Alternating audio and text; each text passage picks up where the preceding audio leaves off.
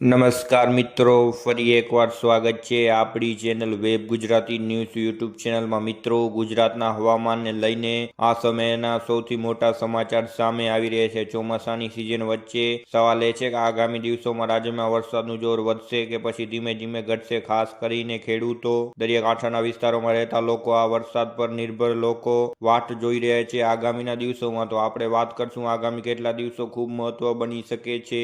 ભારતીય હવામાન વિભાગ એટલે કે આઈએમડીના તાજા અપડેટ પ્રમાણે ગુજરાતમાં હાલની સ્થિતિ અગાઉના કેટલાક ભારે વરસાદના તબક્કા જેવી નથી. 19 ઓગસ્ટથી 25 ઓગસ્ટ સુધીના તાજા વોટિંગ ડેટામાં ગુજરાત માટે ભારે વરસાદની કોઈ ખાસ ચેતવણી દર્શાવવામાં આવી નથી.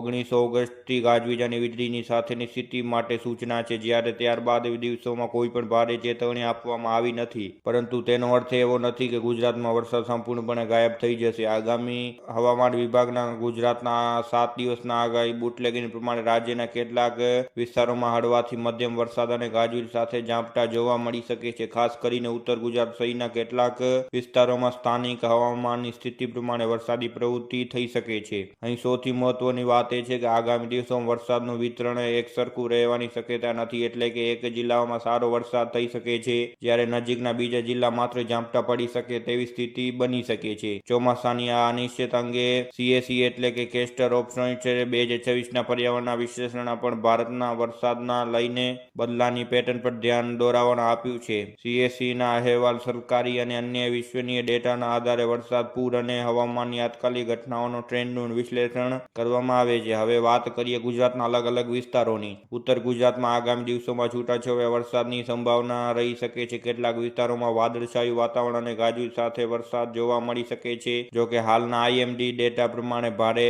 વરસાદનું એલર્ટ નથી. મધ્ય ગુજરાતમાં પણ સ્થાનિક સ્તરે વરસાદને ઝાપટા જોવા મળી શકે છે. દિવસ દરમિયાન ગરમી અને ભેજ બાદ સાંજના સમયે કેટલાક વિસ્તારોમાં વાતાવરણમાં પલટો આવી શકે છે. દક્ષિણ ગુજરાતની વાત કરીએ તો ચોમાસાની અસર અહીં સામાન્ય રીતે વધુ જોવા મળી શકે છે. આગામી દિવસોમાં પણ કેટલાક વિસ્તારોમાં વરસાદી પ્રવૃત્તિ ચાલુ રહી શકે છે, પરંતુ હાલની આગાહીના આધારે સતત ભારે વરસાદની આગાહી તરીકે જોવા યોગ્ય નથી. સૌરાષ્ટ્ર અને કચ્છ માટે પણ આગામી દિવસો મહત્વના છે. અહીં વરસાદનું પ્રમાણ વિસ્તાર પ્રમાણે અલગ અલગ રહી શકે છે. કેટલાક સ્થળોમાં છૂટોછવાયો ઝાપટા પડી શકે છે, જ્યારે કેટલાક વિસ્તારોમાં વરસાદની રાહ યથાવત રહી શકે છે. ઉપલબ્ધ એક સ્થાનિક હવામાન વિશ્લેષણ 17 થી 24 ઓગસ્ટ દરમિયાન સૌરાષ્ટ્ર અને કચ્છમાં મુખ્યત્વે વરસાદની શક્યતા રહી શકે છે. એટલે હાલના તાજા ડેટાના જોતા એક વાત સ્પષ્ટ છે કે ગુજરાતમાં વરસાદનો સંપૂર્ણપણે બંધ થવાનો નથી, પરંતુ આગામી દિવસોમાં રાજ્યમાં વ્યાપી ભારે વરસાદની સ્થિતિ કરતાં છૂટોછવાયો અને સ્થાનિક વરસાદની સ્થિતિ વધુ જોવા મળી શકે છે. ખેડૂતો માટે અપડેટ ખૂબ જ મહત્વના છે. જમીનમાં પહેલેથી જ પૂરતો ભેજ છે ત્યાં વધુ વરસાદની રાહ જોવાના બદલે સ્થાનિક આગાહી પર નજર રાખવી જરૂરી છે. બીજી તરફ જ્યાં વરસાદ ઓછો થયો છે ત્યાં સ્થાનિક વરસાદી ઝાપટા રાહત આપી શકે છે. આગામીના દિવસો ભારેથી અતિભારે રહેવાના છે.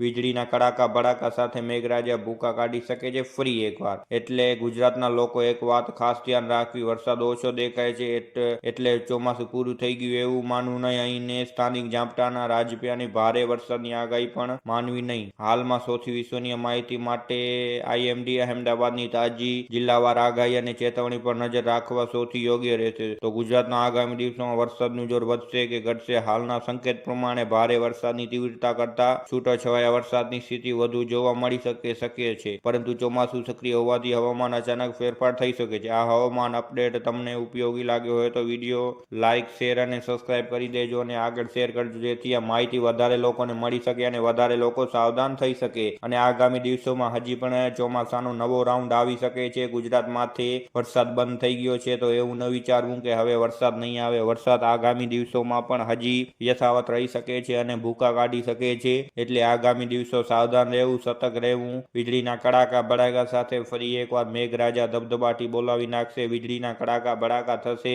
આગામી દિવસોમાં શાંત રહેવું અને સાવધાન રહેવું. હાલની તારીખ એટલે કે 29 ઓગસ્ટના 26ના ઉપલબ્ધના આઈએમડી ડેટા પ્રમાણે કેટલાક દિવસોમાં ભારે વરસાદની જોર વધુ હોઈ શકે છે, તો ક્યાં છૂટોછવાયો વરસાદ પણ પડી શકે. એટલે આગામી દિવસો સાવધાન રહેવું, સુરક્ષિત રહેવું અને પોતાના ઘરમાં રહેવું, જેથી કરીને વરસાદથી બચી શકો અને આગામી દિવસો સાવધાન થઈ શકો. તમે ગુજરાતના કયા જિલ્લામાંથી રહો છો અને તમારી બાજુ કેવો વરસાદ છે કે નથી તે કોમેન્ટના માધ્યમથી જણાવજો, જેથી અમને વધારે અપડેટ મળી શકે. અને આગામી દિવસોમાં સાવધાન રહેજો. દરિયાકાંઠાના વિસ્તારોમાં હમણાંથી જ લોકોને સાવધાન રહેવાના સંકેત અપાઈ દેવાયા છે. આગામી દિવસોમાં માછીમારોને દરિયો ન ખેડવાના સંકેત અપાયા છે. નીચે નીચાણવાળા વિસ્તારોમાં પાણી ભરાવાથી ઘણી બધી મુશ્કેલીઓ થઈ શકે છે, એટલા માટે સાવધાન રહેવું અને સુરક્ષિત રહેવું, જીવન જરૂરિયાત વસ્તુ ભેગી કરી લેવી જેથી કરીને આપણે કોઈ પણ મુશ્કેલીનો સામનો ન કરવો પડી શકે, કારણ કે વરસાદ હજી પણ આવશે અને હજી પણ ભૂકા કાઢી શકે છે. આગામીના દિવસોમાં હજી પણ મેઘરાજા ધબધબાટી બોલાવી શકે છે. હમણાં માટે આટલું જ. આવા જ વરસાદના નવા વિડીયોમાં મળતા રહેશું. ત્યાર સુધી આ વિડીયોને